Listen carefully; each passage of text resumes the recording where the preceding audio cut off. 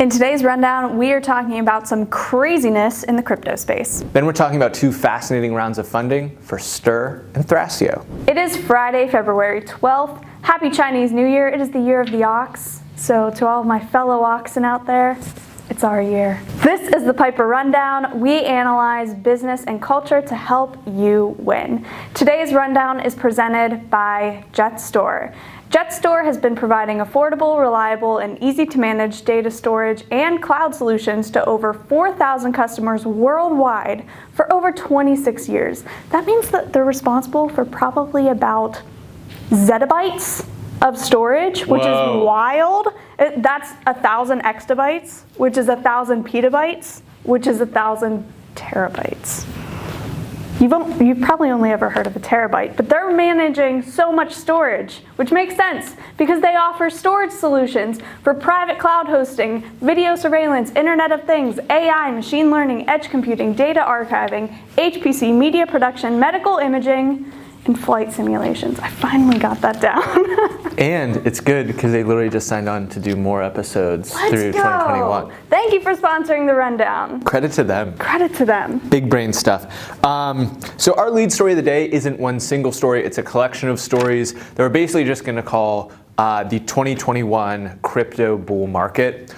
As always, none of this is financial advice, but I think it's just important to have a clear-eyed view of what is happening in the present. We don't know how much of this is hype, how much of this is flash in the pan, late 1999 hype, and versus like real systematic change, underlying foundational stuff. Right.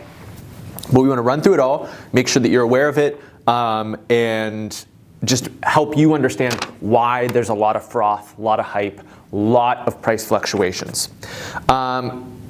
Bitcoin itself is up 60% this year alone, and up significantly more from its nadir around 5,000 in early 2020. But here's the news in sequential order. BNY Mellon, America's oldest bank, has announced a framework and a roadmap to start custodying their clients' cryptocurrency assets. That's a very big business for a bank like BNY. They're responsible for not only holding those assets, potentially growing them, but just in general keeping them secure. That's the idea, the vault, all that crazy stuff. And they are acknowledging that a lot of their wealthy clients either have some already or are looking to have some and want to make sure that those assets are secure. And in order to keep those clients, they need to offer that or risk losing them. This is the first big custody bank to unveil a policy for holding digital currency. I often will think about like finance and marketing in the same way, where there's this, it's all industries, but there's this enormous landscape. Like just because you're in finance doesn't mean you do it all the same way. Right. Just because you're in marketing, you don't do it all. Just because you're in healthcare doesn't mean you do it all. Sure. And firms like Fidelity that have been in this game for a while are in a very kind of different place than an old legacy custody bank. Yep. And so it's interesting, as you think about not even just the game theory, but like the social rules. We talked about Tesla adding it to their balance sheet and that normalizing it to some degree for the more risk-averse entity to potentially consider it.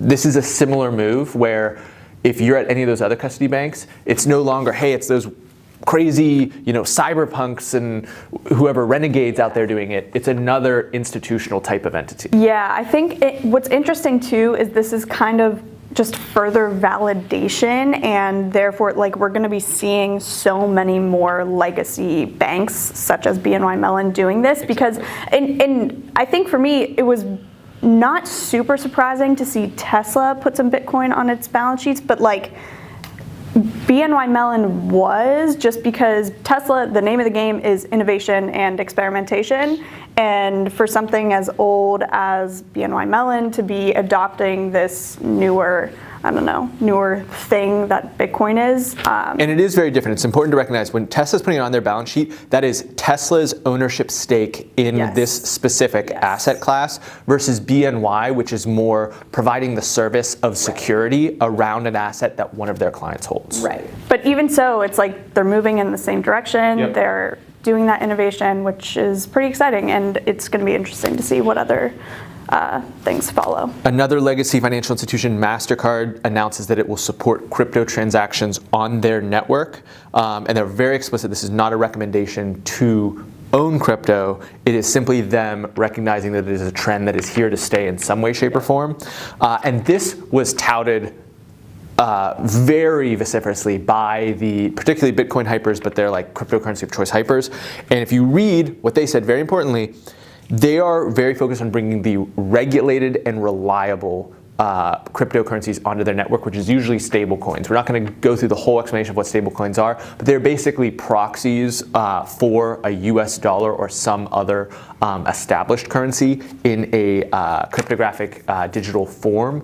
And so these are highly regulated. They do not have the wild price fluctuations, and similar to how banks might use these type of tools for interbank settlements of huge transactions when they need, just a proxy for dollars.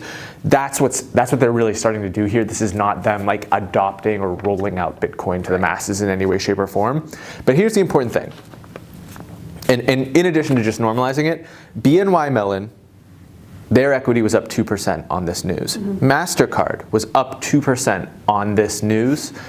And that is, once again, the primary incentive of all the executives on all these boards. They want to show growth to their board, to their investors. That's what their comp packages are based on.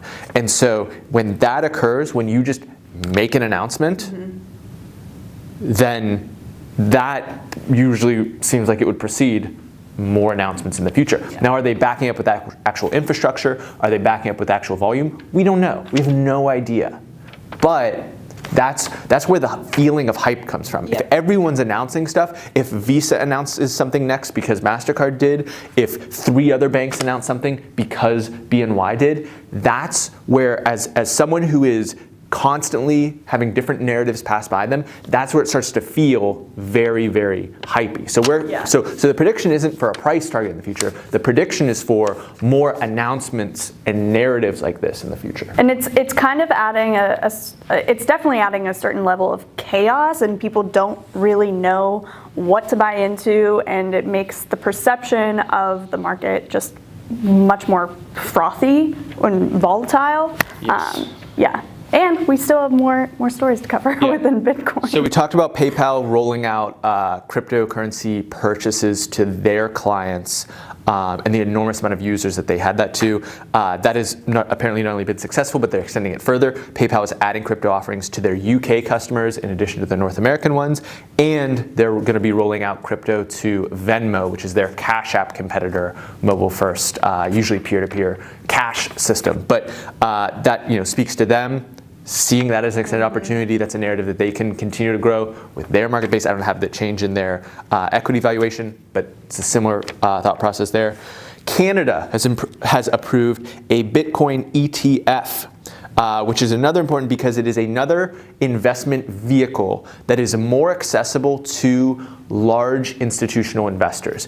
Large institutions have rules on frameworks, on models, on approval processes for all their investment decisions. They do not have someone like a regular person with a Robinhood account or a Schwab account or whatever, where they can just boop, boop, buy, sell expeditiously. They are much more methodical, and they have basic rules like into their fundamental operating documents that say you can buy this, you can't buy this. And so if something is an ETF, they have a framework for buying ETFs. They have a whole model by which they would evaluate an ETF, choose an allocation, and begin to move in that direction. And they don't necessarily have that for a relatively new asset class like a cryptocurrency. So that's why a lot of hype follows an announcement like that. And once again, if you think about the meta game here, if Canada approves something like that, it normalizes the capacity for a legislator or regulator in another country, like the US, to approve an ETF. The next piece of news is that we've got mayors talking about it. And mayors are looking at this through the lens of how do we attract talent? How do we make and position our city as a hub for large technology firms, for innovative individuals in a world where there's increasingly more and more remote work, particularly for computer engineers? How would I attract a computer engineer to come here versus somewhere else. In Miami, what Francis Suarez is doing is rolling out Bitcoin as a means of transaction on different government services, taxes, fees, employee compensation. They are rolling out plans by which those can all be transacted in Bitcoin as opposed to in US dollars. I don't know how many people will take him up on that outside of necessarily being paid. I don't think many people would be paying their taxes in Bitcoin necessarily, but it is the type of thing that shows a openness and a amenability to this specific industry.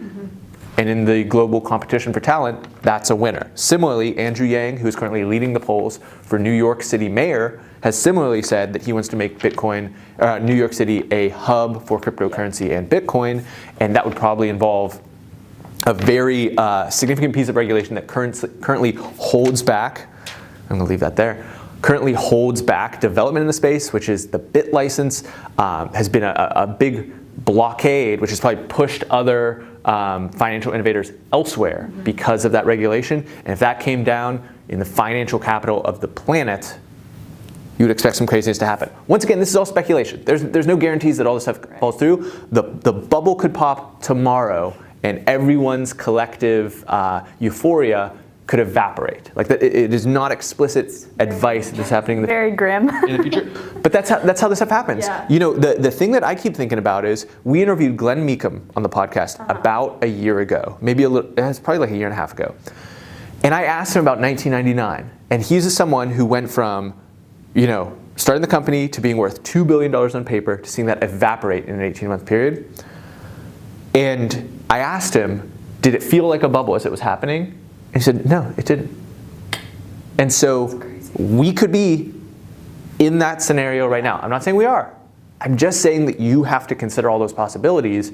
And for someone who had such was on the roller coaster, you have to be cognizant of the fact that that is highly, highly possible. Definitely. The last story is Ray Dalio, the founder of Bridgewater Associates, the largest hedge fund on the planet, is speaking at an event called Consensus 2021, which is a conference that is one of the preeminent conferences in the blockchain crypto space. Consensus has seen major announcements about Ethereum's development track, other cryptocurrencies. It's one of the core events of the community. He is going to be keynoting at Consensus 2021. If you think about some of the tweets that Elon made preceding the announcement that Bitcoin had been added to Tesla's balance sheet, I would go so far as to speculate that we will see an announcement in May during that keynote that Dalio has already acquired a position in Bitcoin, maybe other cryptocurrencies, who knows. That is another thing, and this is speculation once again, that would instigate even more buying. Because if one of the largest investors, one of the most successful investors on the planet, says, I've bought this, we've already seen it with Stanley Druckenmiller, we've already seen it with a number of the other characters in the space that have already made that position, but he is someone that makes it, once again, safe socially for the other big funds to be more in on the position. So all very, very bullish signals in the relatively short term. Could all change, but that's where things stand. Crazy stuff. Crazy. As of right now, what's Bitcoin at? Like 47,000? 47, 48, something like that. You can check it right now. Live. This is such good video. 47,950. Damn. Two other stories, companies that we have talked about in the past, being very excited about, very bullish on. Credit to us. We don't talk about that many fundings, but we were like, this is crazy and people need to pay attention to it. The first is Thrasio. We've talked about them 3 times now already. They've raised an additional $750 million. They're valued over $3 billion now. If you remember, they were the fastest profitable unicorn ever. And they've done that through acquisitions. They've now acquired more than 100 Amazon FBA businesses that sell almost exclusively through Amazon's platform. They've done that by evaluating more than 4,000 different businesses and making their final offers. They're acquiring, this is fucking crazy. They're acquiring on average, $1.5 million worth of revenue per day. That's mind-blowing. Bananas. Absolutely. And it's just going to continue to go up. Like, there is no stopping Thrasio right now. Yeah. If you want to learn more about that, watch the interview that we did with Casey Goss. He's the kind of silent co-founder of the company amongst two other really, really spectacular entrepreneurs. It's worth understanding. It's worth, I don't know, but I don't think that most people in like the 60s or 70s knew of like Procter & Gamble, knew of like those type of CPG conglomerates. Yeah. And we've said this before, this is that company. Mm-hmm. And I just don't know if people like were aware of that at that point in time. Yeah. I'm guessing no, but who knows? That's what this is. Yeah. And we talked to him early. Credit to us. The other one is Stir. We don't know how much they raised, but we know they were valued at about $100 million. They're making tools for creators. We talked about them in the past. They did a party round to get things started. A bunch of creators were a part of that. People like Casey Neistat, who are creators themselves, saw the need in the market for better tools for creators and the general secular cyclical trend of more and more people being empowered to be creators, desiring to be creators, and so therefore bring tools to that community is a growing market unto itself. A16Z competed for the deal amongst other venture firms and won it. This is now a venture firm that has invested in Substack, Clubhouse, and Stir, so they have the thesis around the creator economy. They are going all in. They have their different plays in that space. All of those seem like pretty good businesses. Mm-hmm. Although the Substack one, I guess it has a lot of momentum behind it and it's building. But if you think about the review acquisition that Twitter made for a Substack, a paid Substack service, paid email newsletter service that charges less of a fee and integrates natively with Twitter, would over a long term potentially have that advantage, but very interesting that they're like believers in the creator space so vociferously. Yeah, it is interesting. I think this is something that we actually mentioned in our last vlog where we react to Super Bowl commercials. The creator economy is just going to get more insane. Like, I think people are still wildly undervaluing how some of the content that people are pumping out on a daily basis now, and Stir is coming at the perfect time where these individual creators can capitalize on the amazing stuff that they're making. I don't know. We talk about how millions of dollars get pumped into Super Bowl ads that people will see once and like hopefully remember for a while. But there are a ton of small creators out there that can definitely use Stir to their advantage. And Stir also is like very of the moment in that they do their different software products that they drop as drops. Yeah. And we've talked in the past, so pre-subscribe was one of the earlier ones where someone hasn't yet left a large media organization, but if they were to go be an independent creator, hey, I'm already down to subscribe to your newsletter, pay in some way, shape, or form, which is a kind of way to de-risk that transition for a lot of creators. But did you know that they were part of the Save Iraq?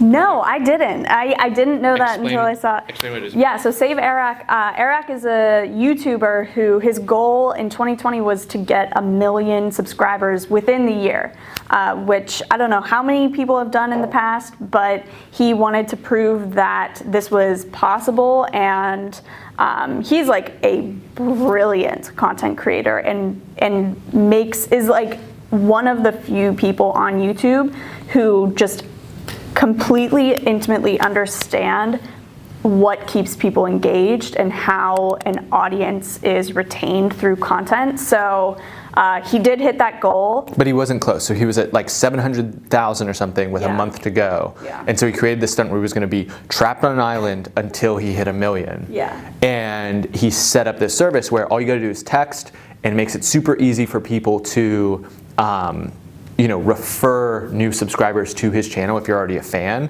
which there's a lot if you have over 700,000 subs, and then create like rewards for different people at different tiers of sharing, and basically manifested those last 250,000 subs. Yeah, which is insane. And credit to Stir, credit to Eric. It's pretty cool. Another one that they do, and I've always thought this was a good idea, but it's called Collab Party, where you can suggest different collaborations. I'd love to see, Hannah Phillips create a vlog with Casey Neistat or something like that. I'd love to And see if that. enough people kind of agree and concur, then those most popular collabs get surfaced, and then as a creator, man, people want this. I can go fulfill that. Yeah. It's pretty dope. Keep your eye on Stir for sure. Facts. That's it. Happy Friday. Happy Friday. Happy Chinese New Year.